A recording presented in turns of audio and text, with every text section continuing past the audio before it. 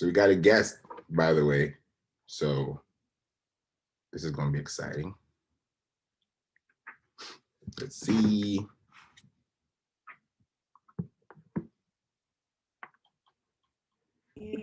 Okay, can you hear me now? Awesome. Hey, Sarah. Hey, how are you? Hey, good morning. Good morning. Where are you located? I'm located in Georgia. What about you? Oh, okay. Yeah, Dallas, Texas.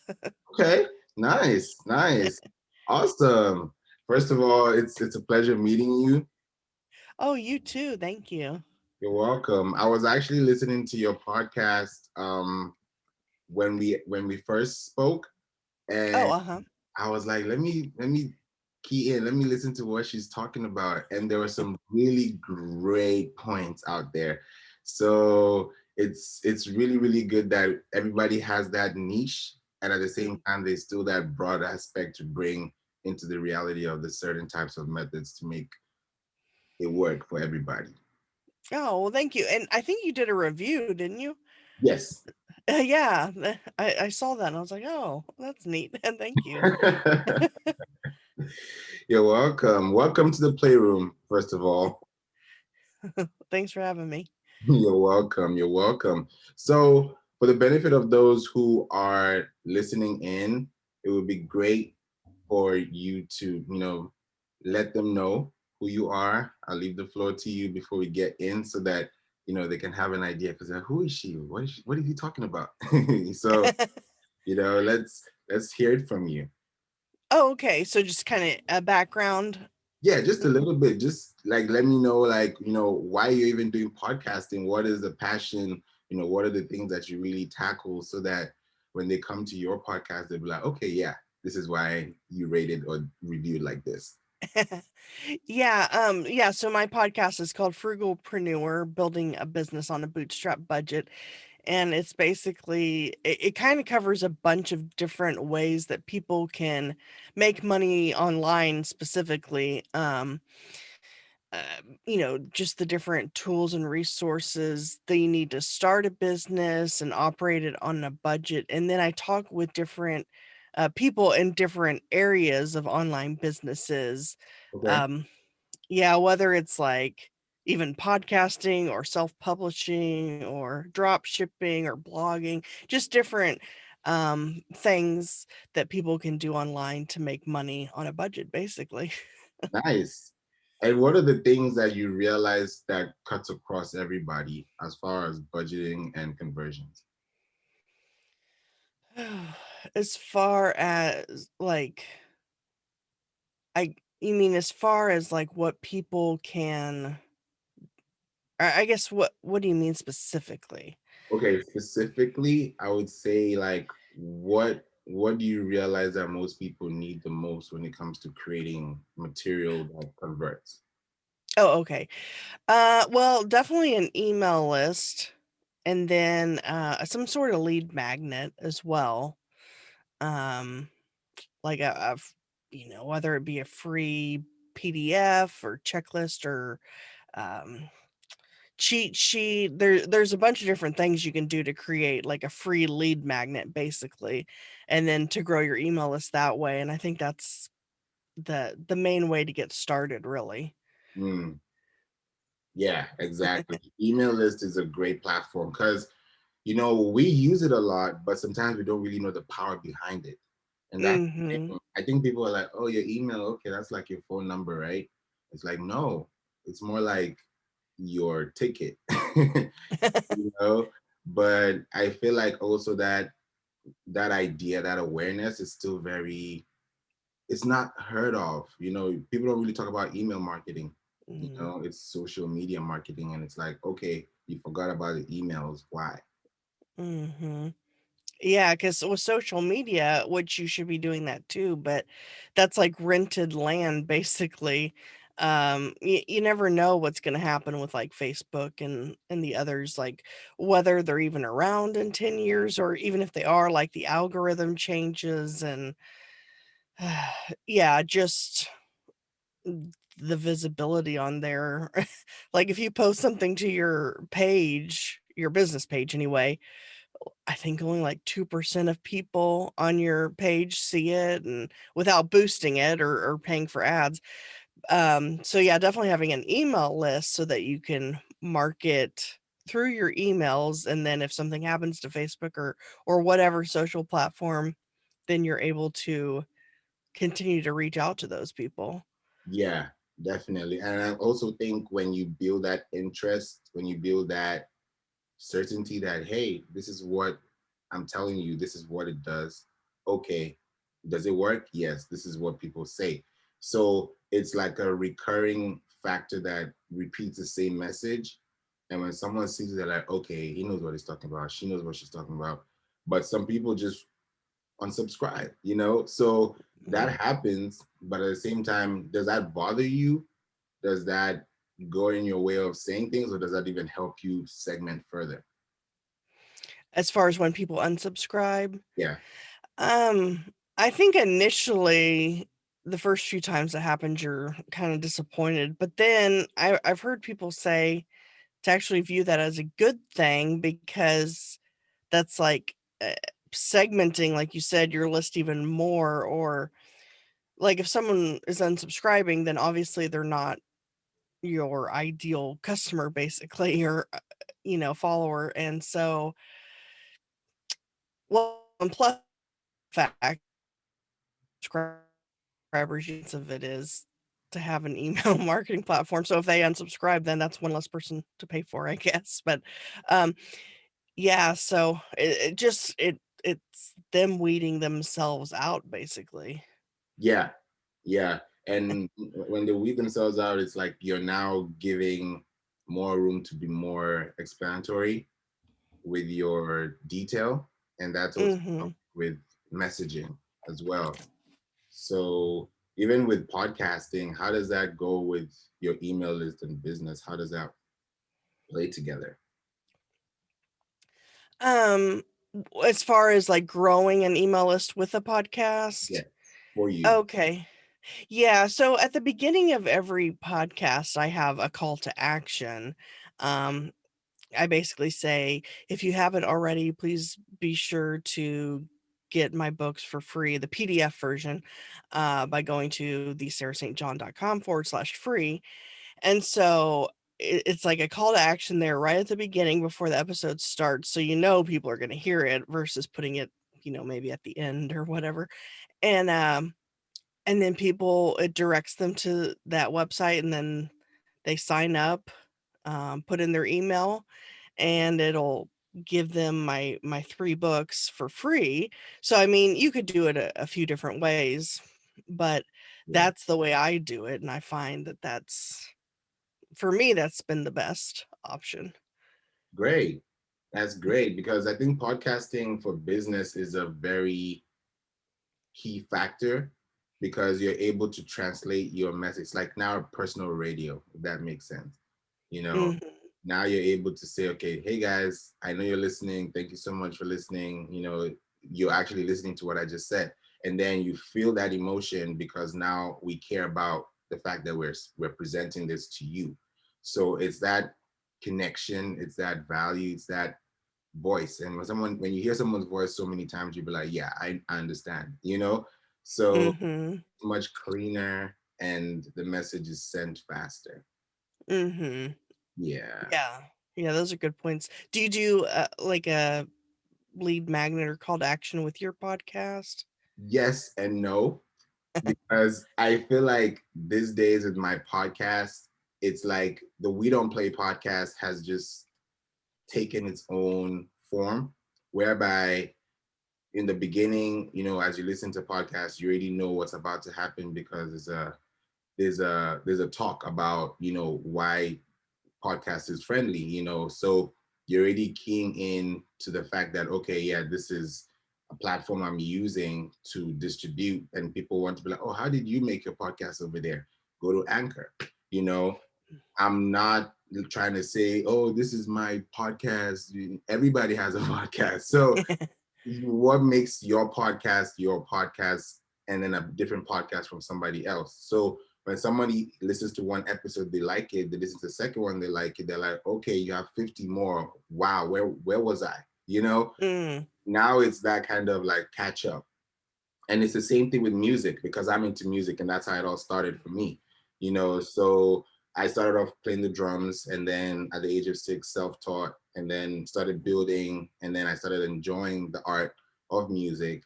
And then I was like, oh, okay, I can record myself. You know, I used to use the Skype overhead, you know, with the two little jack Wow. parts. So it was like really, really cute. But at the same time, I was like, damn, if I look back, it was good I went through that rigorous training, because now I understand the process of sound. If I listen to something, I want to enjoy the sound. I don't want to be itching, you know?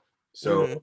it's good that I've been able to push that music into the podcast field. And now for me, call to actions are right in the middle. It could be Mm. the end, it could be on the blog, it could be in the email.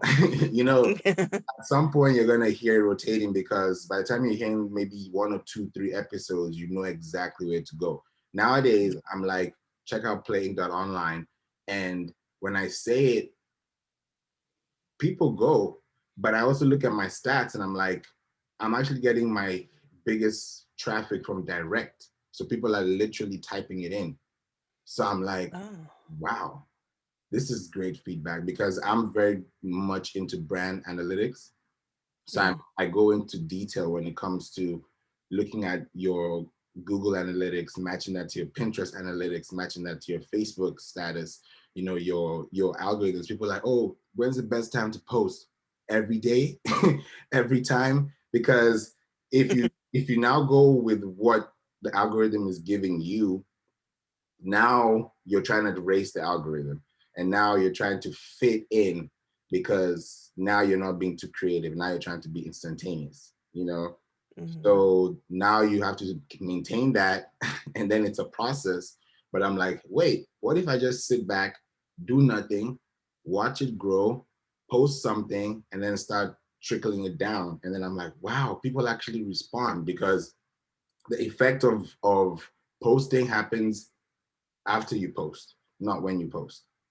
And that's something I've been saying a lot for a while now, and I see it, because I'm like, hey, if you ask a question now, you don't expect an answer in 3 minutes, you know, and you post a status. But when you post like 40 pins on Pinterest a day, if you do like 30% of your content, 70% of shareable content, you're creating value. And then by the time you do that times 7, and then you probably now have fun doing 500 in a week, you know, before you know it, now you're attracting an audience that was not even looking at you, but now is, because they're like, who is this person always giving us this good value feed? Anytime you tap on it, it's you. Anytime you tap on it, it's you. So it's like, okay, now you're actually showing that you care about somebody's feed. So Mm. I know we're also going to get into Pinterest, because I've seen you talk about Pinterest a lot, and Mm. I really want to understand from your perspective, because I'm new on Pinterest, but my Pinterest has been hitting. Like, I started my Pinterest last month, and now I have about 35,000 monthly viewers, and Mm.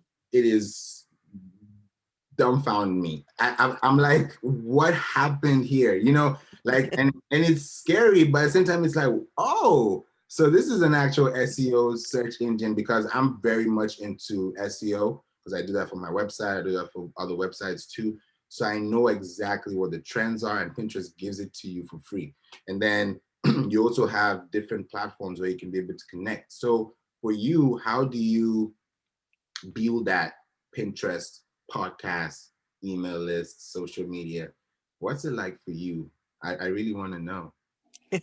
Yeah, and I recently, well, I mean, I got started with Pinterest a while ago, but it wasn't until recently that I started really trying to optimize it, I guess. I actually did an interview with someone like a Pinterest expert, and that episode hasn't gone live yet. That'll probably be uh, November, December, probably.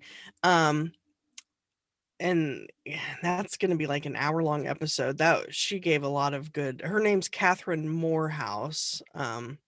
If anyone is curious to learn more specifically about Pinterest, but so what I've been doing is that, well, I use a social media like scheduling tool called Crowdfire, and so every time I have a new podcast or blog I have it set up to automatically like post that to all my social media platforms, but I also have it post to Pinterest too. And there's actually not that many like social media scheduling tools out there that post to Pinterest, so that's the reason I picked that particular one. Um, and so it'll have like so for every episode I have a different like cover art, like that has the person's face and the name of the episode and whatnot. And so I post that to Pinterest, and it'll have like a link to my blog, my associated blog post with that that has like the audio player in it and show notes and whatnot. Um, and I find that that generates, because like you said, it's more of a search engine than a social media platform. Um, so yeah, when you start thinking of it or looking at it that way, because I think most people view it initially as social media, but then once you realize it's a search engine, you're like, oh, you just got to start like tagging it and, hashtags and keywords, and you have to figure out all that kind of stuff. And then, Mhm. and I've heard like some people even use it for like affiliate marketing. Like they'll post an image of, like, maybe it'll say the best email marketing platform, or something like that, and then it'll go to either using their affiliate link directly to that website, or it'll go to like their own blog post about that item or product. And I'm like, oh, that's kind of a creative way to use Pinterest. Oh yeah, that's a really good one. Yeah, because once you start tagging the websites or landing pages, those pages react back because it's like a pin. It's like, hey, this is from you, so it kind of helps give Pinterest the allowance to be like, okay, this is what you're looking for. Here you go, and then I don't think there's ever a time you're in Pinterest that you get something that's off your feed because it's so Mm. specific. Yeah, true. Yeah, because I think when you set up a Pinterest, I think you put in like your interests and whatnot. It's been a long time since I set it up. Um, and I don't know if things have changed, but yeah, you pick like what kind of topics you're interested in and whatnot. So yeah, I really like it. I think I'm trying to remember, I haven't checked lately how many views I get per month, but it's kind of like similar in the similar range that you had mentioned. Okay. Yeah. Okay. It's It goes up. it's Yeah, every month it goes up. And you But wonder it's where they are though. Honestly, I wonder, are they actually there? oh, like on Pinterest, or Like, if it's no, not on Pinterest, more like because you look at like if you know your statistics, you know the metrics with the impression and the reach. But when you look at the engaged audience segment and you're like, wow, these are like 2,000 people or 500 people.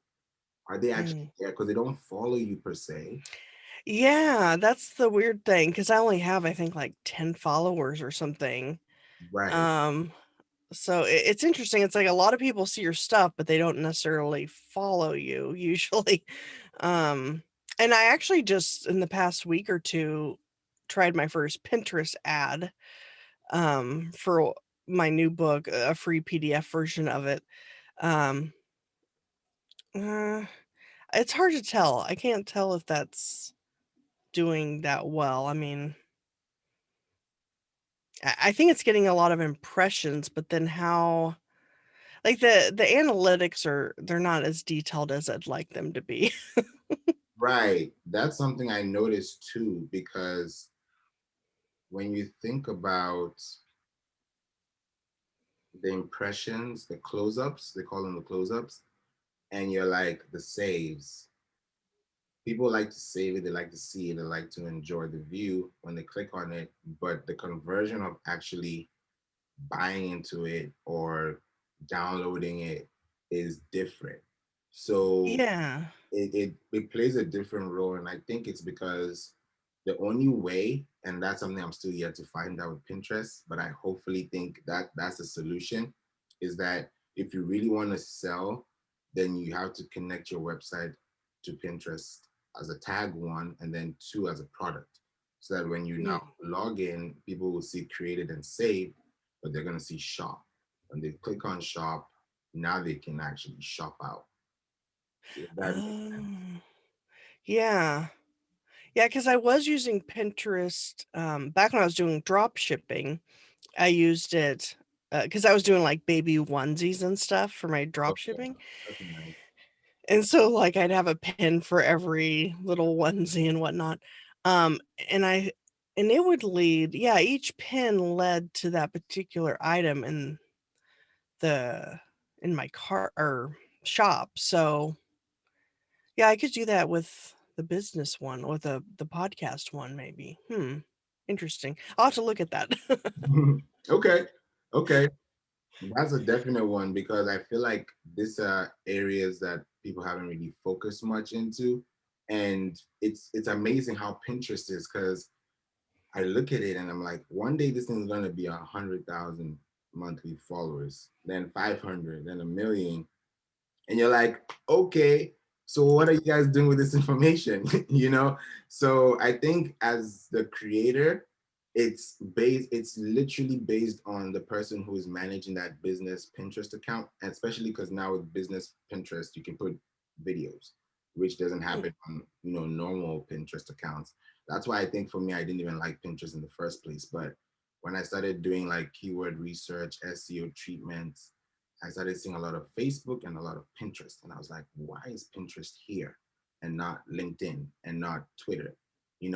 So I was like, okay, there must be something about Pinterest. And then I got in more to see that, okay, there's a larger audience from the women that are on Pinterest more than the men, because those are more of SEO treated words that help them search for things they need on the go.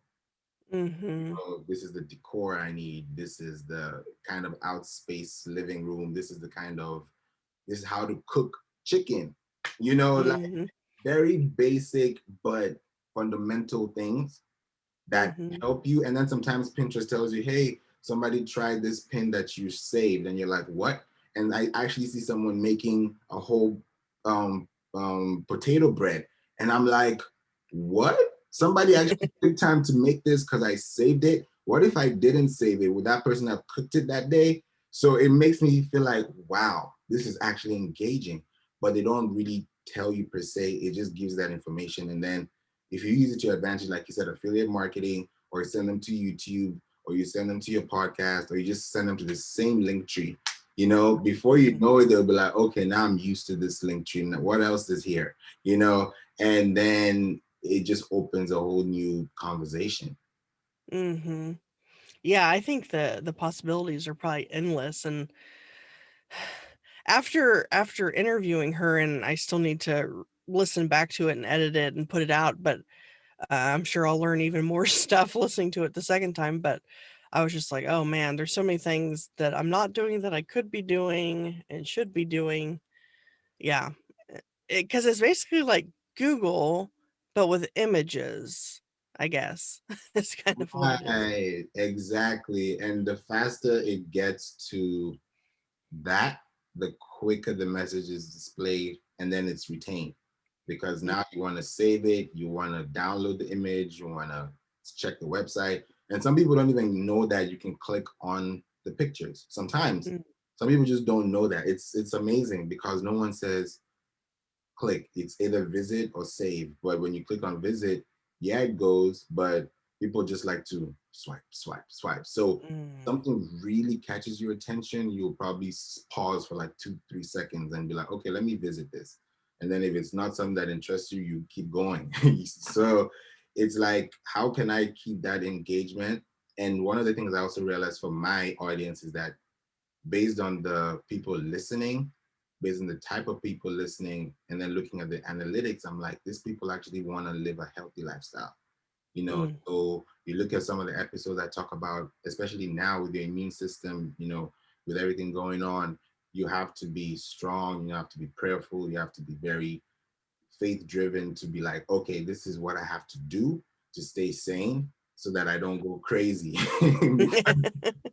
You know? So Pinterest is also like a safe place because now when I think about the time spent on social media now, I Mm, spend more time on Pinterest, LinkedIn, TikTok mm. more than I would on Facebook, Twitter, Instagram.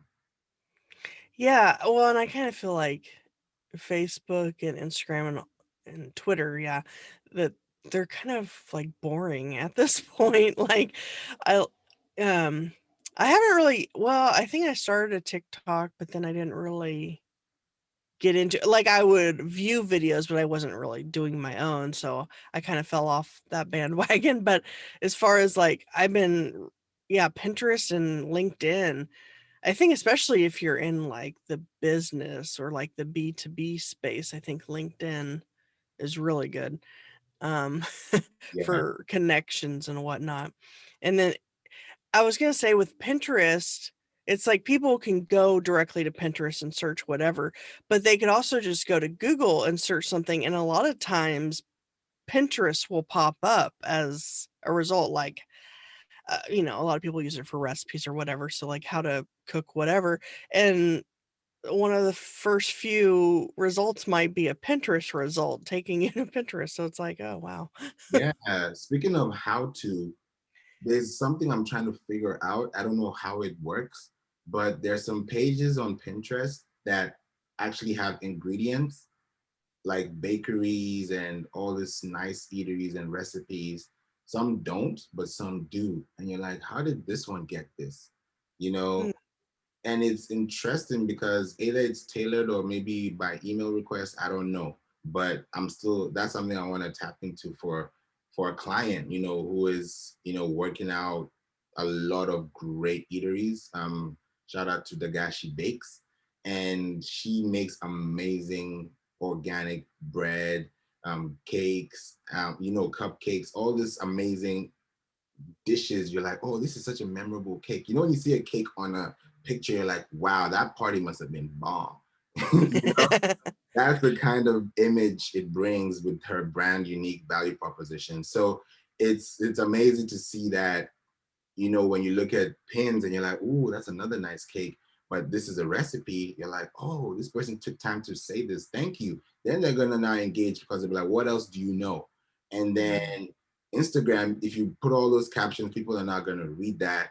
So people more want to swipe now. They want to hear their reels now. So there's IGTV. Like my IGTV doesn't get as much gravity pull as my reels or as my stories. And I'm like, this is different, you know? mm, So mhm, now you're like, video is taking over, being on live is taking over, especially going live on Facebook and YouTube at the same time using a platform called StreamYard.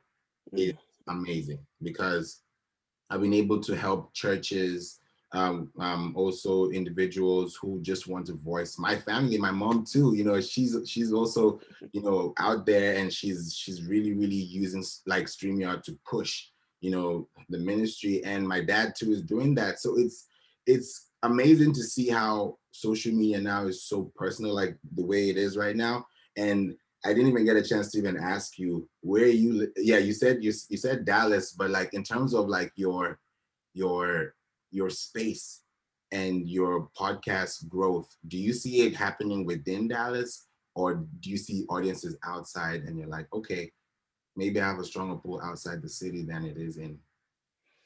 Oh, yeah, it's all over the place, like, with my analytics, it's primarily United States, but all over the United States, and then, let's see, like, Canada and Australia and the UK and, like, Saint Lucia was one, and, oh, let's see, Bulgaria, like, a bunch of, like, ones that you wouldn't even think of, so it's really interesting to go in and look at your analytics, but yeah. I mean, if you have, a podcast specifically for, like, say you're a realtor or something, and and you're a realtor in Dallas or something, then yeah, I assume that most of your listeners will be in the Dallas area. But for something that's not specific to a particular area, you could reach all over the world. That's true. That's true. And that's what I also see. And I also notice most of the people who are listening in also from my channel are potentially and active home buyers. And I'm like, Mhm. okay, what are you guys listening to? And it's great that you hear and you see those kind of things because you now go into research and you're like, what is this city? What is it talking about? What do they do? So I now go deeper and I use like market research like I always do if I'm trying to get into information. And I'm like, oh, this actually makes sense. So thank you for listening. And then another moment you're seeing, oh, okay, we have 23 to 27-year-olds, then we have a whole bunch of 35 to 44-year-olds. And you're like, okay, what happened to the kids? But they're in the music. There, I see them on the TikTok. Then on the platforms on different social media like YouTube, for me, they see me through Shazam. So you're like, okay, everything is audio visual. There's all this shareability. But I think also with Pinterest and podcasting, it's the most inefficient way, like you've mentioned, how to really push out the market. So for people out there listening, I would like you to, let them know what are one of this, let me say, like, what are the tips you would give them that you give, in the books? What are the things that strike out the most that help people, like you said, bootstrap their budget and make sure that they get effective results, over a Mm. timeline? Yeah, so I mean, on what business model is, whether it's drop shipping or podcasting or blogging or affiliate marketing or co- uh, coaching and consulting, because different things, you might need some different types of tools and resources.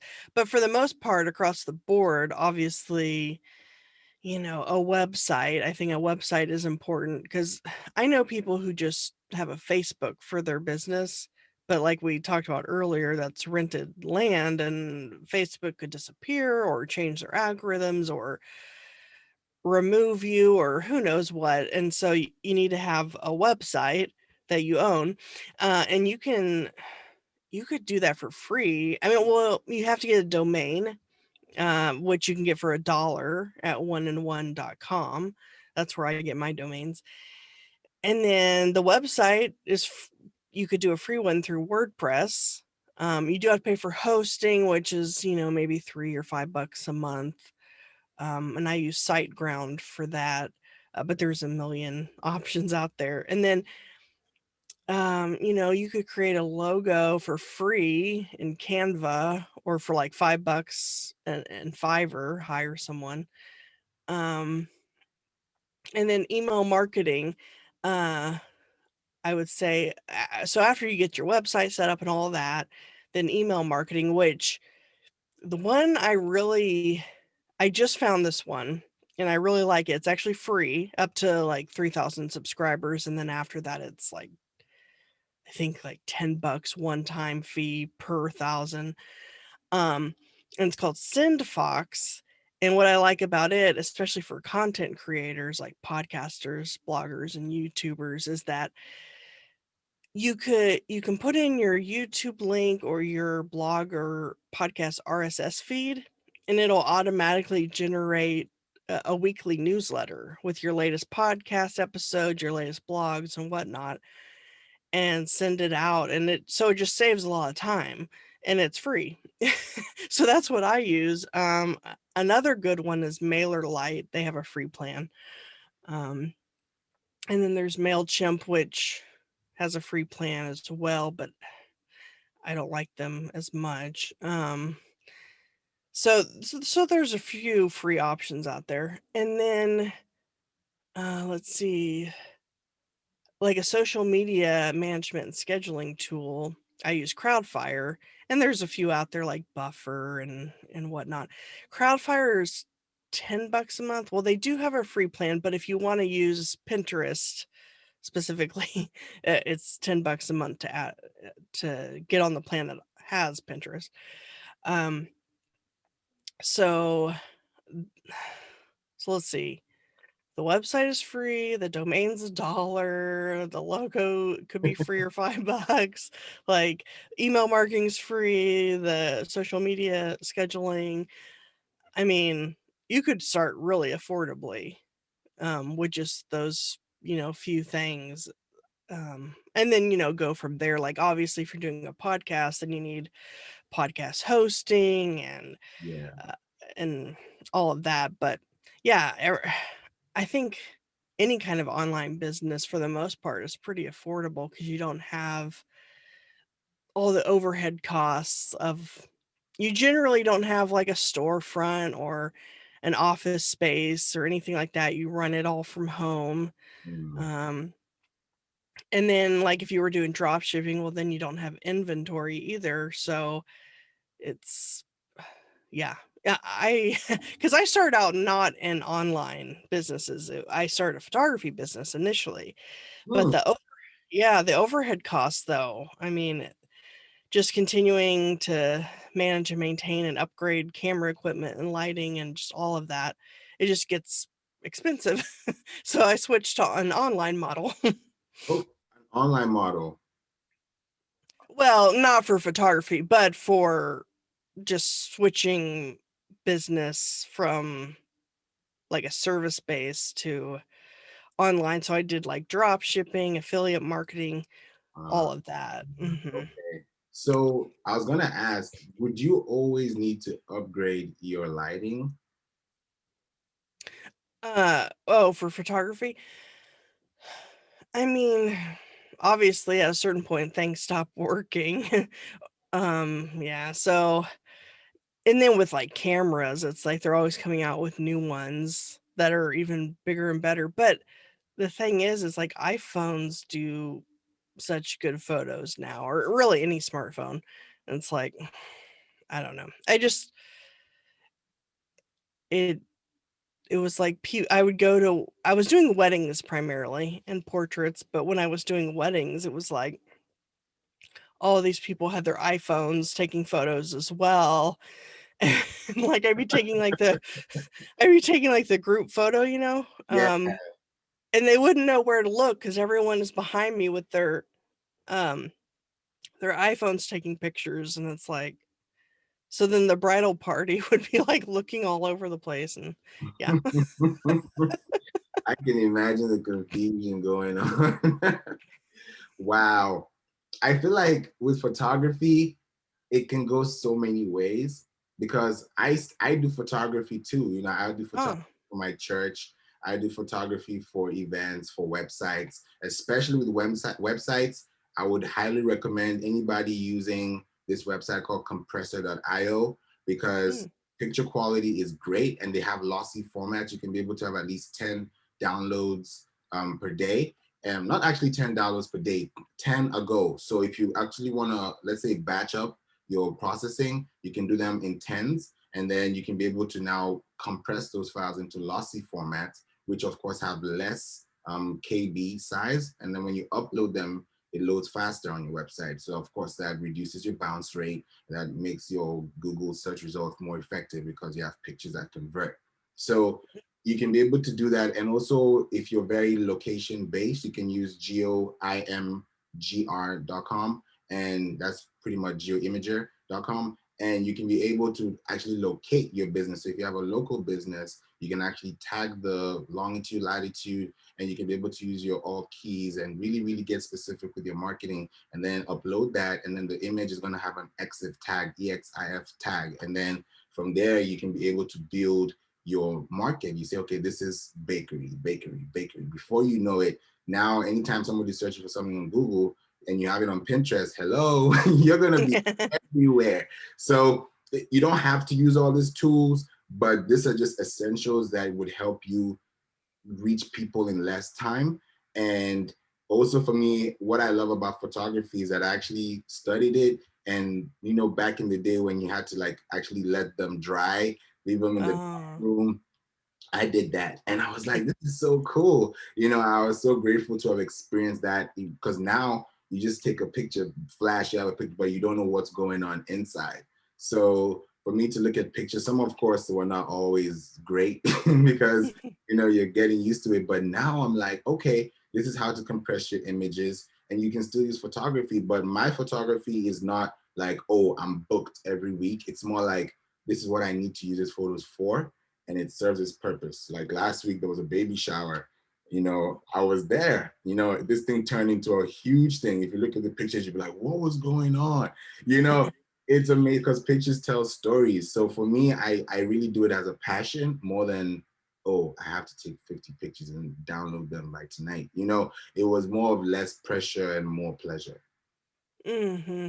Yeah, and I discovered that I enjoyed taking photos of like animals and landscapes and architecture, but not really people. What? but people, but people. Why? Oh, I don't know. People are just I don't know, demanding, I guess, or harder to work with.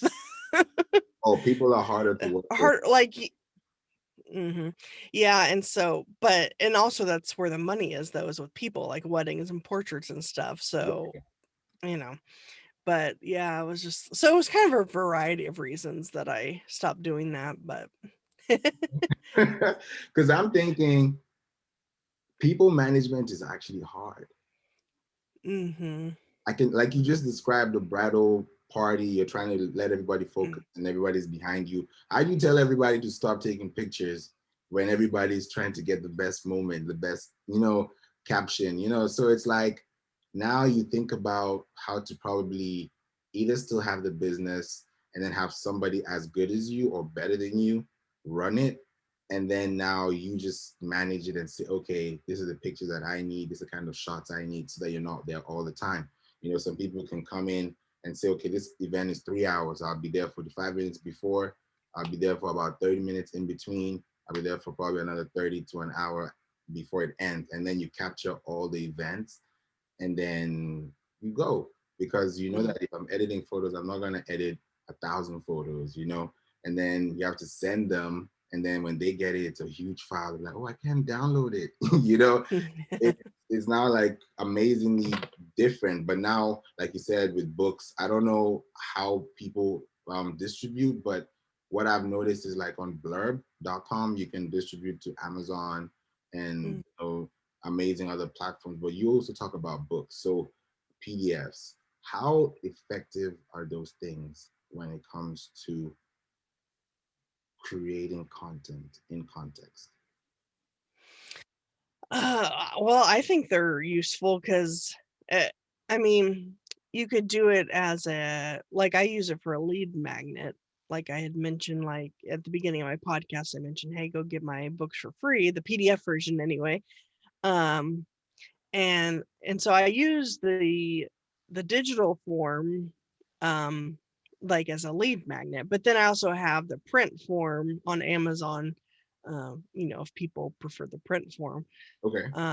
Yeah, so I self-published through Amazon, and yeah, it's interesting because my first book was called Frugalpreneur, and I started the podcast to kind of coincide with the book, and it was just going to be some short-lived thing, like 10 episodes. I was basically interviewing um, the founders of these different um, tools that I would talk about in the book, like King Sumo and MailerLite and all this stuff. But then I was getting more leverage and traction with the podcast than the book, and enjoying it and making connections. I was like, oh, I should keep going. And so I just kept going with the podcast. But then I wrote a second book called Authorpreneur about the self-publishing process. Mm, And then my latest book, Podcastpreneur, is all about podcasting. So it's kind of like as I would learn something, I would then turn around and basically teach it through a book. mm. Yeah, I call it the Preneur series. So It's called what Frugalpreneur, series? Preneur series. That's So amazing. it's Frugalpreneur, Authorpreneur, and Podcastpreneur. But with each book, I had no intention of writing another book, but it was like In the process of writing Frugalpreneur, I learned a lot about self-publishing. So then I was like, you know what? I should write a book about that. And then in the process of all that, I was doing the podcast and whatnot. And I was like, I should write a book about podcasting. But I think 3 books. I think I don't have any plans to write another book at this point, but because it's pretty easy to do it, but as far as getting sales and whatnot, like marketing it is, I don't know. It seems like there's more time and money spent making the book and producing it than I think it's good for a lead magnet. But as far as getting sales, I mean, it's hard to do to get significant sales without a bunch of like a big budget for marketing, basically. I feel like that's something that people usually talk about, and it's great that you brought this up because I've been able to understand how to get leads.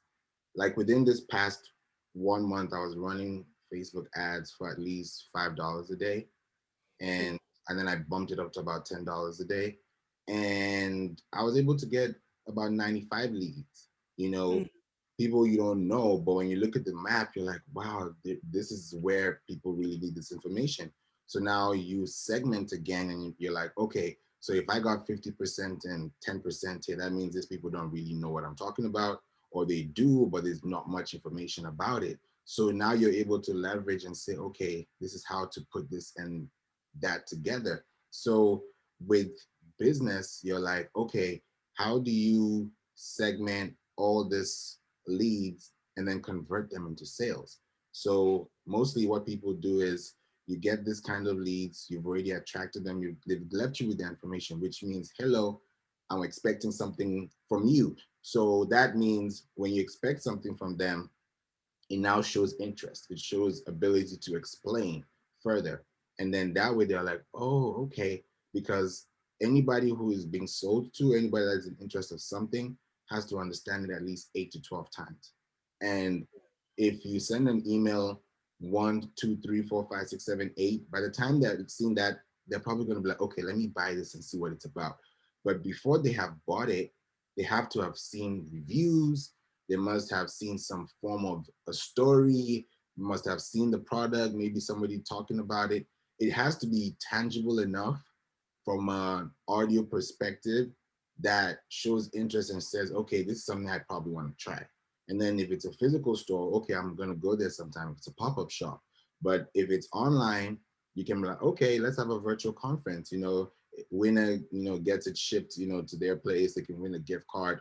It's very interactive to the point where it's now like, okay, we don't really care about what we're selling. We are, but what we care more about is how you guys are responding to it, because you don't want to be a noise that is not being heard.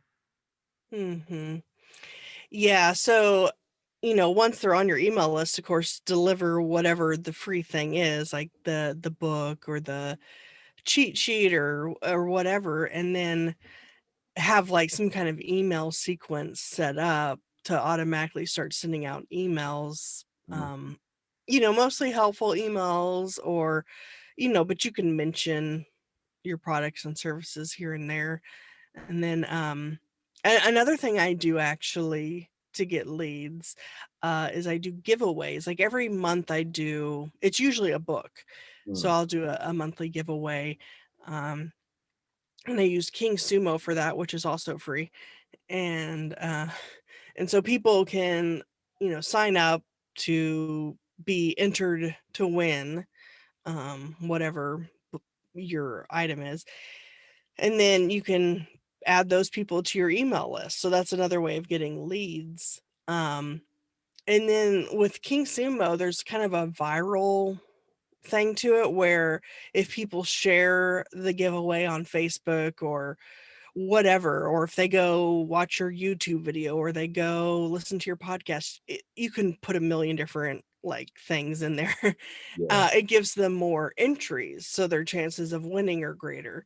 Mm, Um, so yeah, I found that that's another good way. The thing though is you want to make sure that whatever you're giving away is relevant to you, your business, your audience, because like if you're giving away an iPhone, for example, everyone and their dog is gonna sign up for that. I mean, everybody. So it doesn't. Right. So so it's like you're getting a bunch of people on your list that have no interest in your topic or whatever. But if you're giving away, like I give away books that are relevant to business and marketing and things like that. So they're going to be people who, well, and plus it's like, a $20 item. So if someone's willing to give their email address to potentially win something that's only worth like $20, I mean, they're obviously pretty targeted. Um, Right. yeah. That's a very good one. Yeah. Because now you're thinking like, what I'm telling you is what is actually the standard, but here is this book so that you can get more information. Then when you come to me, be like, okay, what did this page mean? Because now you're the expert, you're the person in that field. They're trying to get there, but with your expertise, they now go through that experience much more smoother than following the rule book and not knowing how to connect the dots. Hmm. Yeah. And so I thought about like, so I've done like .com secrets. I don't know if you're familiar with Russell Brunson. Yeah. Okay. Yeah, he has 3 books, .com secrets, expert secrets, and traffic secrets, and I love those books. I've read them like twice each. So I give away those, and I give away like some books by Pat Flynn, or I mean, eh, just a bunch of different ones. But I thought, I should also include one of my books with when I give them that book, when I ship it out, I should start putting in my own book with it. One of 'em. So I'm like, Right. I just decided to start doing that. So, How's that been going? um, so I think this next, so okay, so for the October giveaway, and I don't know when this episode goes live, but we're in October right now. Actually, this is Halloween. We're recording on Halloween. By the way, it is Halloween and it's going up today. Oh, it is. Oh, okay, cool. Going up today. Uh, well, in that case, I guess I could say that if people are interested, to enter the October giveaway. It's at thesarahstjohn.com/giveaway. And that link is the same every month. It's just I change the offer each month. So anyway, for the October giveaway is well, let's see. I don't have them in here. Well, they're these like deck of cards, but they're called pod decks. Mm, Um, and it's a stack of it's 5 different sets, like the complete set. And it's basically for podcasters. It has like different questions in it. So like you could use them for icebreaker questions, or mm, like just help, like if you can't think of a question to ask, or you want to ask some like random interesting question. yeah. um yeah, so it's and I actually interviewed the guy who did that, Travis Brown, who makes them. uh and now he has an app for it. You can use an app, so you don't have to carry cards around. But anyway, so yeah, he has 5 different stacks of cards that have all these different questions. And I when I did the episode with him, I did like this 20 question. Well, it was supposed to be like a fast round where I'd ask like a question and he'd answer quickly. But it was like a whole hour because we'd Wow. elaborate and whatever. But yeah, so that's this month's giveaway is those decks of questions. And so with that, since that's geared for podcasters, I'm going to give away, and I don't mention this on the giveaway, but I'm going to include my book, Podcastpreneur, because Mm, it just makes sense. So yeah, so we'll see how that goes with, that'll be the first month of giving away a book with it too. wow. I feel like I'm excited for you because now the people that are actually listening to you, they'll be like, I want that too. I want to know what she's giving out. And it makes that connection faster because now I'm like, oh, you gave this to me one day and I thank you for it because it helped me do ABC. So now you've added value to someone's lifestyle or pattern or paradigm shift, and now you're giving them an incentive to be like, okay, there's something else you could actually do because information is power, and it's consistent. We're always going to know something new. I didn't know about SendFox because I use something called Flowdesk, and it Oh. does amazingly well. And it's actually been a beta program because not many people know about it. Shout out to Emily. She told me much about it because she was like, hey, and we met on LinkedIn. Actually, we met on a webinar. Let me actually put it that way. Mhm. We met in a webinar, and I think there were questions going, and it was so interactive. And then I think both of us were going head to head. And then I think she left her email address, and I wasn't able to copy it because time was just running out. And then she found me on LinkedIn, and she's like, hey, I'm sure you probably missed the email, but here you go. And then we went on a podcast, and she talked about Flowdesk. It's as low as, and you have to be an affiliate planner for that too. But if I give you the link, it's as low as $19 for unlimited subscribers. And it's Oh. such a great platform that you can actually upload your PDFs into the email. They don't have to leave because it has an integrated platform. And then you have it authenticated. If you have a business email, it now goes into your primary tab. Because most times when people send emails through like MailChimp or other platforms, it goes to the promotions or updates. But if you have your website, if you have everything good as far as your branding position, you can be able to actually tag it to primary. So now when I get my emails, I'm like, hey, they tell me, hey, I got your email through the primary tab. I'm like, yay, awesome. Yeah. Because some people, they go to the junk. Some people, you never see them, and you think that the open rate is low because they're not opening. It's probably because they don't even get it, so Mm. they don't even see it. But Flowdesk is such a beautiful platform. It's so visual that even if you have your YouTube video, you will see the YouTube video on the actual feed. The only thing it doesn't have is the RSS, which is really, really dope. But you can still be able to tag your links, change the canvas, have gifts. You can be able to put it in there. Enjoy just the platform, because when people start seeing engaging content, they'll be like, oh, I want to stay on this email list because now I want to see what's going on.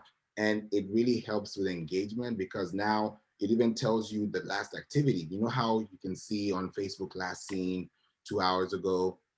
On this platform, it tells you when they were last seen. It tells you how active they are. Mm. It's such a platform. And I'm like, you guys are checking my emails today, and I sent my last email like 3 weeks ago. So it's like they still log in, they still keep the email because there's content there. Like if I want to check the latest song, and this is the only way to get the song, I'll keep on this email. So it's so interactive. I've been using it for about 4 or 5 months now, and I can't even complain. So that's one platform Oh. that would be really. I can actually send you the link so you can check. Yeah. Yeah, Yeah, I have heard one other person mention the name. They didn't really explain it, but and then you mentioned it. I was like, this must be some kind of new software. So I'll have to check that out because I mean, I think you can use more than one email platform for different things. Like the SendFox, for the RSS feed, you could do that, and then the one you're talking about for other stuff. So I might have to get on that bandwagon as well. yeah. It's really, really convenient. It's such a beautiful platform, and you're able to literally use everything in the platform and then send a test to yourself. And then the great thing too is that I don't know if SendFox does this, but you can resend the same email to your people who didn't open it. So within a 24-hour cycle, you can resend that same email, and then it gets a higher reach because now you've sent it twice. So now they're going to have two email threads, and it's going to be so, so much powerful that you're like, wow. And then more people unsubscribe even when you resend it because it's like, I got it twice, or I didn't even get it at all, and now I'm seeing it and I'm like, oh wow. Somebody I sent an email to, and I realized that emails that go out as appreciation, just checking up on you, no sales, no nothing, no promotions, just regular hello, how are you? Somebody sent me a messenger I've not talked to in about 5, 6 years, and he's like, I was about to unsubscribe, but I saw your name and I saw your content, and I was like, who's this? Because I was able to gather some of my contacts from back in the day because I really store emails, So I was like, let me catch up with them because they don't really know what I'm doing. Everybody's busy, everybody's, doing their thing. So the more some now subscribe, of course, through advertising, some are already there through organic reach, it's all condensed. But now I'm like, hey, he's like, I really like your emails. And I'm like, wow, thank you. Because some people don't tell you, especially when it's really, really good. When it's like Mm. bad, that's when you see everybody commenting. So it's just Mhm. weird, you know? Mm. Oh, wow. Yeah, that's interesting. I'm gonna have to check that out. Yeah. Probably after this, I'm gonna check that out actually. Yeah. Yeah, so yeah, definitely send me that link. I'm curious. Yeah, definitely. Actually, you know what? Since we're on it right now, I know we're at the top of the hour, ladies and gentlemen. This is how podcasts go because we can keep going and going. So I'll ask you: are you busy? Can we keep going? Because I want to show you some flow desk before we, wrap it up. Oh, sure. Yeah, we can keep going. Okay. So I'm going to send you because we're going to do this right now because we're live, we're recording. So I want to show you flow desk. This is flow desk. Oh, interesting. You can screen share on Zoom. Interesting. Cool. Yes.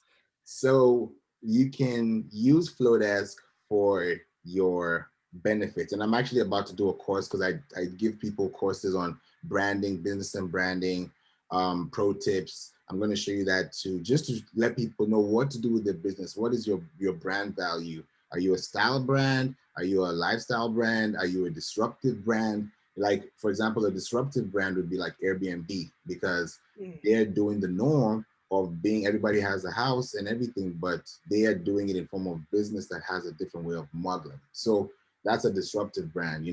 A stylish brand, a value brand like Walmart is different from like a style brand like Target. So there are different things, and this is a platform that really gives you information about how to use your data. They have stunning templates. And for example, if you click on something like this, you can attach your PDF. So let's say you have your book here. You can say hello. And then the good thing too is that it personalizes it. So if you have their names, it just automatically tags them in. So now it becomes more personalized. It's so much better because now when you're calling someone by their name and just saying, hey, sign up, it's more like, hey Sarah, sign up. You'll be like, oh, okay, thank you for taking the time to let me know. So it's more personal and it's more rewarding, and this is what it Mhm. looks like. So this platform, you can be able to change the boards. They have really high quality pictures, so even if you have like compressor.io and you give them a photo book, it's such a magazine type of email platform that you can display images, videos, embed your links. Not really embed per se because that's for blogging, but you can also tag your hyperlinks and give really, really good value. Because if you look at this, there's the font, there's a layout, there's the link, and there's a block. In the link, they'll usually have either an attachment to a PDF, or you can actually have a link directly to that place you want to send it to. And it's really, really, really nice. And it converts because once you get statistics like this, it shows you who's reading. Are they reading from their laptops, from their tablets, from their phones? It's so down to the T that you actually appreciate the insights that it gives you, and it helps the workflow even better. So let's say somebody opened your email, and you can let me know, how it goes when I send it to you. And you'll see how, like, if somebody opened the email and they wanted to actually download the book, they'll download the book. You send a thank you message probably after an hour. If they didn't, maybe you can send an announcement and say, hey, check out this podcast about this and this. They'll be like, oh, I didn't know about it. Then they'll come back right here. They'll be like, oh, maybe I should maybe do the quiz. That quiz will take me right back into this segment. So it's so user friendly, and it works like magic. So Wow. it's really, really good. What do you think? Yeah, that's really cool. So it says try it free. So I guess you can do like a free trial or whatever, but then if you want unlimited subscribers and it's the 19 like a one-time fee? Actually, no, it's 30 days for free. You get the free Oh, trial, but okay. when I send you the affiliate link, you'll be able to cut down 50% off because it's usually like $38, which is really, Mhm. really high up there, but you'll get it for as low as 19 bucks a lifetime per month. Mhm. And you Oh, have okay, per month. Uh-huh. you have unlimited subscribers. So if you have 50,000, 2,000, 20,000 subscribers, that $19 does not change. Okay. Yeah, that's a good deal. For real, because like you mentioned, when you get to a certain threshold, you have to pay more. So I'm like, how much Mhm. should I keep paying to grow my audience? rather than concentrating on the content and be more specific to my market. Right, exactly. Wow. Yeah. Huh. Cool.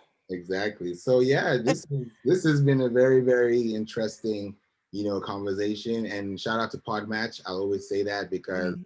whenever I get a chance to reach out, I can do that because this happened randomly. I was on my Facebook groups and I really interact with a lot of people on Facebook. And in those groups, somebody was doing a beta program and was like, "Hey, sign up." And I don't know, I think he's the founder. And I was like, Mhm. let me check it out. Maybe we're on the same Facebook group. We're in the same Facebook group. You never know. But I was like, let me tap in. I created my profile. I left it. And then you were the first person that sent me a message. And I was like, this Oh, thing really? works.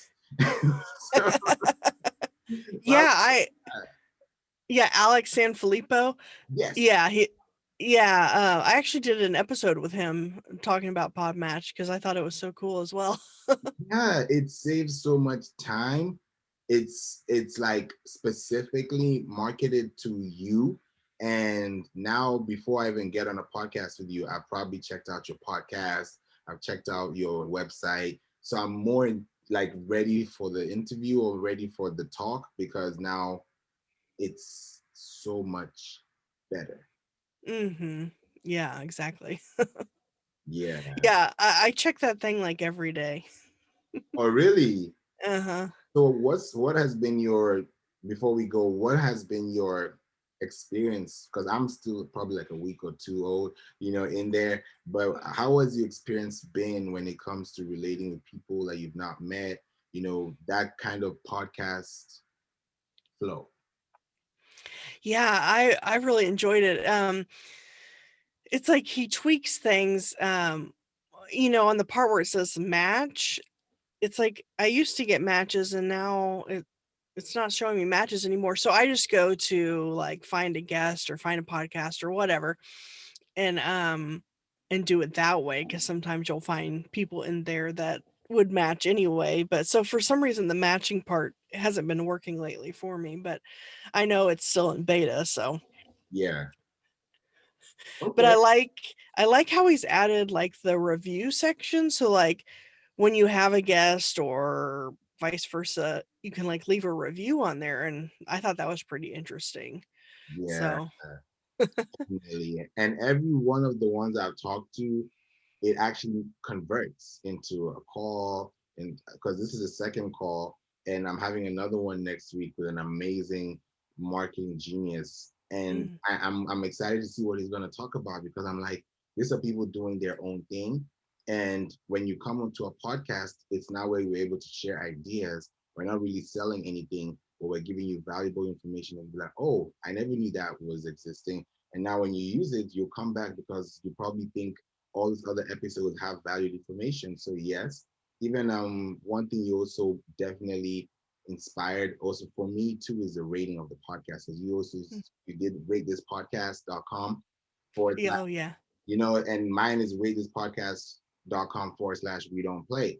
And Ah, I was like, this is really, really cool because now you can rate it. I don't really get much ratings because I've not really voiced it per se, but somebody actually rated me and I was like, oh, I don't know where this person is, but thank you. But how do you make sure your ratings stay up and popping so that somebody knows about it? I know you mentioned pre-rolls, but do you include mm. that in mailing or do you have that in vocal forms? So yeah, so at the end of every episode I add the the whole rate, review, subscribe thing. And I say, yeah, that rate this podcast.com forward slash, which I think is really cool because it's so much because then people can so the way that works for people who don't know is that you can then rate the podcast on whatever platform you're using, Apple or whatever, instead of saying, well, I don't even know if there's really a direct link you could say for Apple. So it's just nice that it kind of takes all your I'm on the free plan, but I think if you pay, then you get even more like you can add more affiliate I mean affiliate podcast directories on there that someone could review it on. But I just like how it's just one simple link and then they can select where to go, and it like walks the person through where they need to click and whatnot to leave the review. um Okay. so yeah, so I have that on the end of my episodes, but that's really the only place I say it. I don't really say it like in emails or on the website or anything. I mean, maybe I should, I don't know. I mean, because they say, I've heard people say that just asking for it, people don't usually actually do it. So some people say it's a wasted call to action, but I don't know. I feel like I have my main call to action at the beginning, so I might as well just put that at the end until maybe I have some new call to action to put there. Right. I mean, it works because it worked for me when I Yeah. heard it from you. That's what I did. So, I believe other people would do it, but sometimes Yeah. who wants to voice their opinion, so they just keep watching, like Pinterest. Mhm. Yeah. Yeah, and I appreciate that you did that. You're welcome. Yeah, it's like you never know when someone does leave a rating or review, you don't really know usually like what prompted them to do it. Like, was it because I said go to this link or, you know. Exactly. Yeah. So we just have to keep working and keep doing it. And also, podcasting is new too. So imagine 10 years from now what kind of podcasting we'll do for internet radio. So Mm. you just have to keep going because content like this will be big throwbacks, very soon. And we're like, oh, I wish I listened to this in 2020. But thank you so much for joining the playroom. It's Halloween, it's the end of the weekend. Next week, the country is really going Mm. into it, so wishing everybody safety, peace, everything should just work out perfectly. And God knows, so we just leave it into his hands as we look for a brighter future, for Yeah. everybody. Well, thanks so much for having me. I appreciate it. You're welcome. Anytime. Thank you so much for being in the playroom. And definitely, I'm looking forward to being on your show one of these days. So I don't know Yeah. if I can get on, but after this, we can maybe talk about it and see the way forward. But I'll definitely send you the flow desk too. Okay, cool. Sounds good. Awesome. Bye. Bye.